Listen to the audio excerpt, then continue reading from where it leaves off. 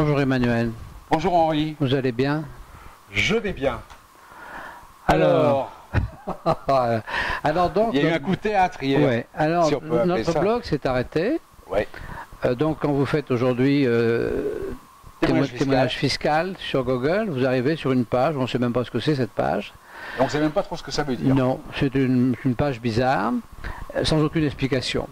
Alors en fait, donc on nous sommes rapprochés des gens qui s'occupent de nous, des professionnels qui s'occupent de ce blog, et on nous a dit que le ministère de l'Intérieur avait exigé la fermeture du blog. Alors là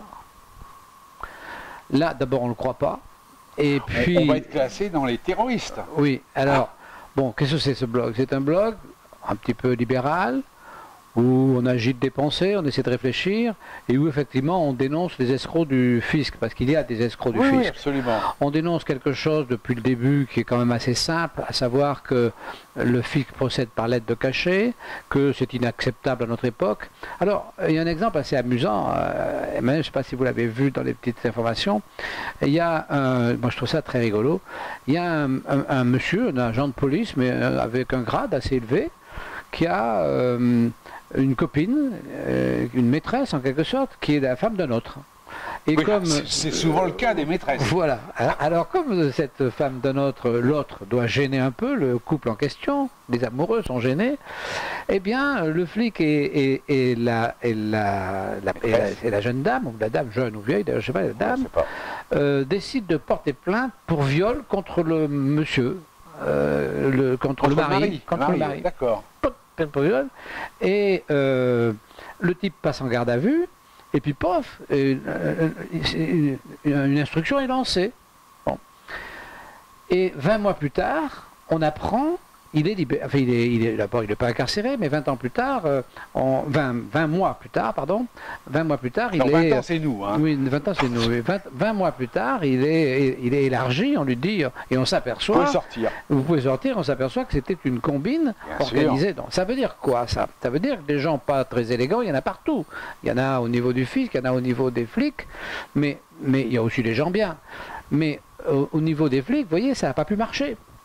Si le flic en question avait été comme un inspecteur du fisc, s'il avait prononcé lui-même la sanction, c'est-à-dire s'il n'y avait pas eu une enquête faite par un magistrat pour aller devant une audience, et le type il serait en tôle. Bien sûr.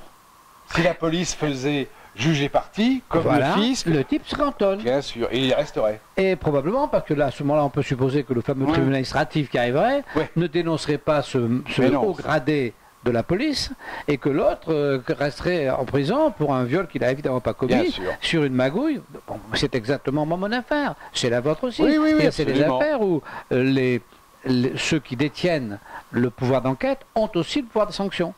Et donc vous voyez, chez la police ça ne marche pas, et heureusement les gens ne sont pas embastillés gratuitement. Oui, mais alors n'oubliez pas que le tribunal administratif, enfin l'administration, le fisc est beaucoup plus fort que la justice pénale. Oui, non, mais d'accord, mais ça on le sait. Mais ça vient du fait, on est bien d'accord là-dessus tous les deux, puisqu'on se bat pour ça depuis une éternité, ça vient du fait que, effectivement, on n'a pas la séparation entre l'enquêteur et, c'est-à-dire que le fisc est jugé parti, comme l'était à l'époque le roi avec... mais même si la justice pénale vous donne raison, le fisc s'en fout. Ah oui, mais parce que pour l'instant, le fisc reste maître de la sanction. Voilà, c'est... Il reste maître de la sanction, donc quoi qu'il arrive, il met la sanction qu'il veut. Voilà. Oui, il est tenu par un, on est bien d'accord. Donc que vous soyez jugé et absous par le pénal, il s'en fout. Alors donc, nous dénonçons cela, et je trouve que c'est tout à fait logique. Oui, entre autres, mais c'est tout à fait logique. Alors évidemment, tout ça, ça crée une logique, et ça crée, si vous voulez, un espace. Parce que ce dont on a pris conscience récemment, et qui est quand même extrêmement important, c'est que le fisc a besoin de terroriser. Il a besoin de terroriser parce que sinon aujourd'hui, dans l'ambiance actuelle, les gens ne paieraient pas ou mal les impôts.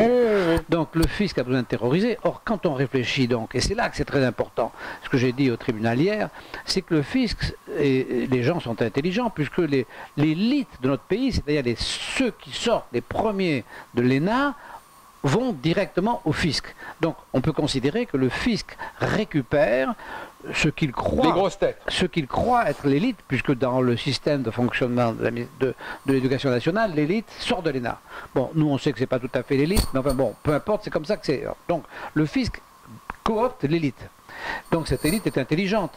Donc ça, quand cette élite génère des injustices, elle en est parfaitement consciente. Oui. Donc lorsque les agents du fisc font ce qu'ils nous font, ils sont parfaitement conscients de ce qu'ils font.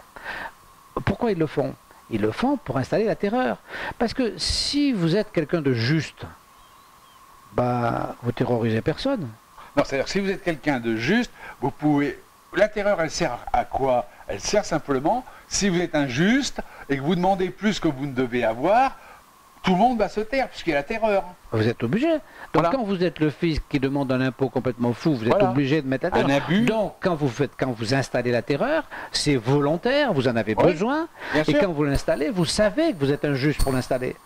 Le type qui torture, il sait, alors il se donne une raison, mais il sait qu'il torture. Bien sûr. Bon, alors il dit oui je torture parce que si c'est pas moi qui torture, c'est le voisin. Voilà. Et donc, puis le mérite. Voilà. Donc si je ne suis pas moi injuste, eh bien vous allez être victime de l'injustice de ceux qui trichent. Donc il vaut mieux que ce soit moi qui triche, qui plante des innocents, plutôt que vous qui soyez embêtés par des gens qui ne paient pas l'impôt. En fait c'est ça le raisonnement. Hein. Enfin il n'empêche que tout ça, c'est l'injustice que nous dénonçons, le fisc la connaît parfaitement. Ce qui veut dire qu'il n'est pas complètement étonnant que le fisc est intrigué pour faire fermer notre blog. Puisque cette injustice que nous dénonçons, ils sont parfaitement conscients qu'ils la génèrent, ils le savent, ils ne veulent pas entendre parler d'une modification de quoi que ce soit, ni d'une information, ni de cette prise de conscience. Parce que si vous voulez, c'est exactement l'histoire donc de la petite, de la vieille Russe qui dit si Staline savait. C'est-à-dire que c'est assez récent, jusqu'à récemment, comme un andouille, j'ai vraiment cru qu'il y avait une justice possible, mais non, ils sont complices. C'est-à-dire que le tribunal administratif sait parfaitement qu'ils génèrent des injustices. C'est la main armée du... Ils le savent, ils le savent, et ils le font exprès parce qu'ils ont absolument besoin de la terreur fiscale.